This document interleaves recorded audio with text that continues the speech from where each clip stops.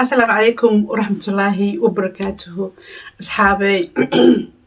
وأن كل راجن بريهان ملء التوي ملء حيسي أنا كل يوم حيسي أنتي ما أركتي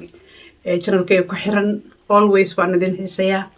أصحابي بريهان ومشغولي حال الدون وادقرن كدان محي أيضو إن ما أركتي قفكم مرمر ومشغول إسك نقض وما أركتي أوسن حال يحاج وحقوزو دوب وين كرو كلي وإفهم كرتاني وقعت أصحابي بريهان بان مشغول بس هاد كتب وحان رتينيا إنان فيديوهاشي إدين سو عليا برنامجي ديني شيكوين كيني بحي ما أركتي أسكو شيك جرني إنان ما أركتي مرلباد أن إدين سو لابتو بان رتينيا أصحابي هل عدسي sida caadada ahayd hal codsi baan qabaa hadii aad channelka cusub tahay subscribe like share inta waa xagaaga wixii soo jeedinana waa xagayga asxaabay maadaama aan kala raagnay baryahan maanta waxaan rabaa inaan ka hadlo arrintaasoo arrin aad xasaasi u ah arrintaasoo arrin ma aragtay loo baahan yahay in laga fakiro oo iyaduna dareenkeeda la baan rabaa inaan ka hadlo Soomaaliyay horta baryahan dambe waxaa soo batay in aynaan ka warqabin waxyaalaha dhacaya adduunyadan aan ku noolnahay hadday noqon lahayd maxay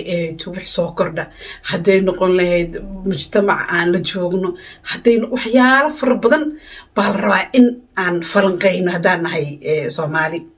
especially hooyooyinka especially gabdhaha waxaan la hadlayaa waa gabdhaha wiilashana kama mar laftigooda asxaabay horta wadamadan aan joogno ee qurbaha wadamo gaalan joognaa sidaad ogtihiinba dareenkooda ay leeyihiin marka waxaa la rabaa markii aad wadamada qurbaha aad joogtid inaad caruurtaada hoos u ogaato waxay sameynayaan dadka ay la sheekaystaan maxay dhalinyarada ay saaxiibka leeyihiin waxaasoo dhan waa in maxay aad ka warqabtaa ood ogaatiin hadda maalin dhaweyd waad maqasheen waxa ka dhacay wadanka Ingiriiska dhibaatadii ugu weyneed Soomaalida inta ay qurbo joogtay ay sameeyaan baa hadda ka dhacday Ingiriiska waad la socotaan nin xildhibaan ah ayaa la dilay oo Ingiriis ah magac xumadii ugu darneed Soomaali baa horta halkaas ka soo raacday iyo in Soomaalida baqdin fara badan ay hadda maanta la soo gudboonaatay waa arrin aad waxaan dhihi karaa waa nasiib darro waxyaalo nasiib darro lagu tilmaamo waay dad maxay aytan soo dhaweeyay anagoo qaxooti ah wax kasta noo sameeyay wadankooda nagu soo dhaweeyay aan maxay aytan xuquuq noo geysanin diinteen nagu accept gareey dhaqankeen nagu accept gareey in aan maxay ahayto oo waxba galabsan meel inta loogu tago lagu dilo waa fal aad u fool xun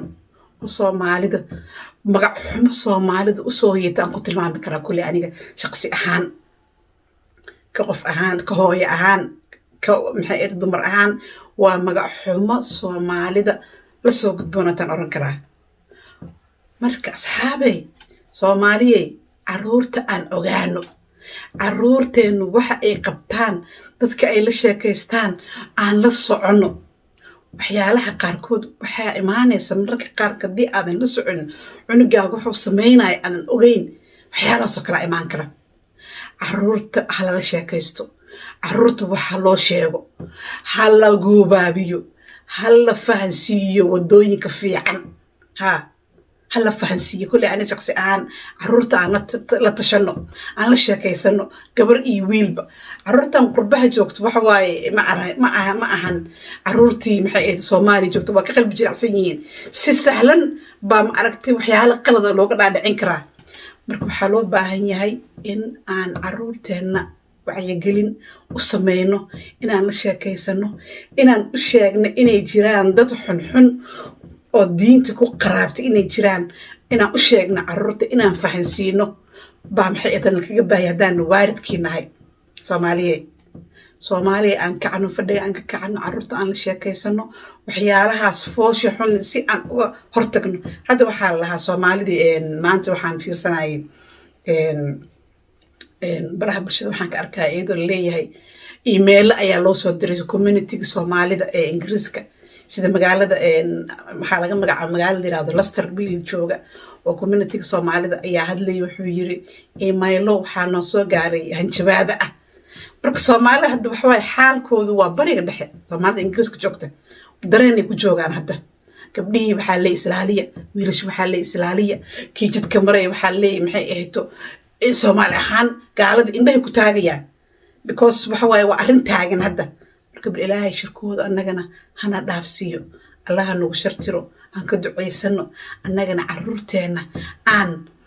u wax sheegno oo aan fahansiino meeshan inay tahay meel qurba ah aan fahansiino diinteena inay tahay diin nasteexa ah aysan ahayn diin dadka lagu dhibaateeyo inaysan ahayn diinteena aan carruurteena u sharaxno oo fahansiino oo xitaa afka Soomaaliga ma yaqaanaan carruurta qurbaha joogta inta badan